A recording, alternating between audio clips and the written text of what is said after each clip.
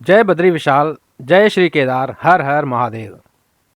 आज 20 मार्च 2025 के दिन एक बहुत ही महत्वपूर्ण जानकारी निकल कर आई है कि चारधाम यात्रा के रजिस्ट्रेशंस खुल चुके हैं। यदि आप भी यमुनोत्री, गंगोत्री, केदारनाथ या फिर बद्रीनाथ धाम में यात्रा की प्लानिंग कर रहे हैं तो आप अपनी यात्रा का पंजीकरण यानी रजिस्ट्रेशन अब करवा पाएंगे। साल 2024 में रजिस्ट्रेशंस अप्रैल में शुरू हुए थे, लेकिन इस साल यह रजिस्ट्रेशंस 20 मार्च में ही शुरू कर दिए गए हैं। तो चारधाम यात्रा के रजिस्ट्रेशंस के लिए आपको registration&touristcare.uk.gov.in पर जाना होगा और इस साइट पर ही आप अपना यात्रा का रजिस्ट्रेशन करा सकते हैं। चलिए मैं आपको अब स्टेप बाय स्टेप बताता हूँ कि किस प्रकार से आपको यात्रा का रजिस्ट्रेशन करना पड़ेगा। और इस साल एक बात महत्वपूर्ण है कि इस बार आपका रजिस्ट्रेशन आधार OTP के साथ होगा। ऐसे में आपके आधार कार्ड में दर्ज मोबाइल नंबर पर ही OTP आएगा और ऐसे में यदि आपके आधार कार्ड में दर्ज मोबाइल नंबर आपके फ़िलहाल यूज़ किए जाने वाले मोबाइल नंबर से अलग है तो आप OTP रिसीव नहीं कर पाएंगे। यानी बहुत ज़रूरी है कि आप अपने आधार कार्ड पर मोबाइल नंबर अपडेट कर लें और उसके बाद ही रजिस्ट्रेशन की प्रोसेस को शुरू करें। तो चलिए अब स्टेप बाय स्टेप देखते हैं कि हमको कैसे कैसे प्रोसेस में आगे बढ़ना है। सबसे पहले आप गूगल पर registration and tourist care type कीजिए तो आपके सामने यह वेबसाइट आ जाएगी। इस पर क्लिक करके इसको ओपन कर लीजिए। यहाँ पर आपके सामने दो ऑप्शन हैं।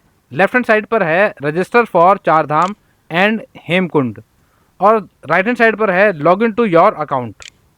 तो सबसे पहले आपको रजिस्टर करना है और रजिस्टर करके यूज़र आईडी और पासवर्ड क्रिएट करना है।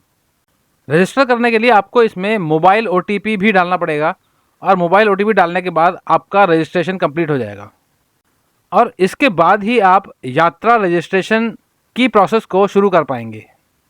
इसके बाद आप अपना यूज़र आईडी जो कि आपका मोबाइल नंबर होगा और पासवर्ड डालकर लॉगिन कर लीजिए।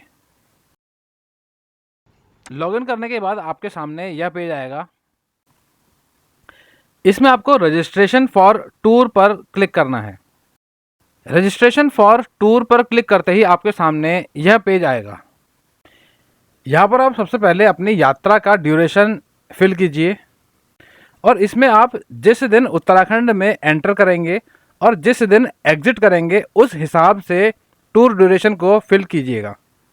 इसके बाद आप नंबर ऑफ़ टूरिस्ट यानी यात्रियों की संख्या फिल कीजिए।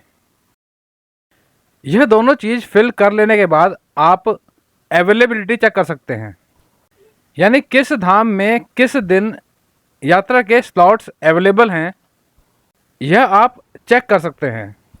यदि किसी डेट पर कोई धाम ग्रीन से मार्क्ड है यानी वहाँ पर स्लॉट्स अवेलेबल हैं और यदि रेड से मार्क्ड है तो इसका मतलब वहाँ पर यात्रा के स्लॉट्स अवेलेबल नहीं हैं या फिर उस दिन वह धाम क्लोज़ है। क्लोज़ यानी धाम के कपाट नहीं खुले हैं।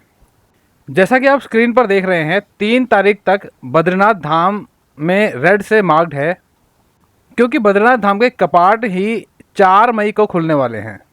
साथ ही हेमकुंड साहिब भी इसमें रेड से मार्क्ड है क्योंकि हेमकुंड साहिब के कपाट भी 25 मई को खुलने वाले हैं। रजिस्ट्रेशन आज से ही शुरू हुए हैं, इसी वजह से अभी आपको सभी डेट्स में स्लॉट्स अवेलेबल दिख रहे हैं। जैसे जैसे लोग रजिस्ट्रेशन करते जाएंगे वैसे वैसे यह स्लॉट्स धीरे धीरे कम होते जाएंगे। इसके बाद आपको मोड ऑफ ट्रैवल भरना है, यानी अब इस यात्रा पर पैदल या फिर बाय रोड या फिर हेलीकॉप्टर से जा रहे हैं यह आपको मेंशन करना है। आमतौर पर लोग बस से ही यात्रा करते हैं तो बस का ऑप्शन चूज़ करने पर यहाँ पर ड्राइवर और बस का नंबर भी पूछा जाता है। तो यहाँ पर आपको कंफ्यूज होने की ज़रूरत नहीं है, आप ड्राइवर का नाम और बस का नंबर अभी स्किप कर सकते हैं और उत्तराखंड पहुंचकर जिस डेट में आप यात्रा शुरू करेंगे वहाँ पर बस में बैठने के बाद भी इस फॉर्म को आप एडिट कर सकते हैं, जिसमें आप बस ड्राइवर का नाम और बस का नंबर भी भर सकते हैं। तो यहाँ पर आप फॉर्म में ऐड पर क्लिक कीजिए और फॉर्म में आगे बढ़ जाइए। इसके बाद आपको धाम सिलेक्ट करना है, यानी आप किस धाम में यात्रा करना चाहते हैं, यानी केदारनाथ, बद्रीनाथ, यमुनोत्री, गंगोत्री या फिर हेमकुंड साहिब। साथ में आप उस धाम के लिए डेट्स भी सिलेक्ट कीजिए कि आप किस डेट में उस धाम की यात्रा करना चाहते हैं। इसके बाद आप सेव एंड क्रिएट टूर पर क्लिक कीजिए। इसके बाद जो नेक्स्ट पेज खुलेगा वहाँ पर आपको अपना आधार कार्ड नंबर डालकर अपना KYC करना होगा, यानी यहाँ पर आपके आधार कार्ड में जो मोबाइल नंबर रजिस्टर्ड है उस पर OTP आएगा।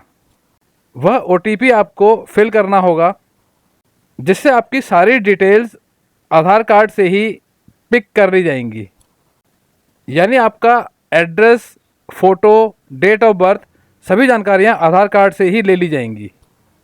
इसके बाद आपको इमरजेंसी कॉन्टैक्ट डिटेल भरनी है, जिसमें आपको किसी ऐसे व्यक्ति का नाम और नंबर देना है जो कि आपके साथ यात्रा में ना जा रहा हो।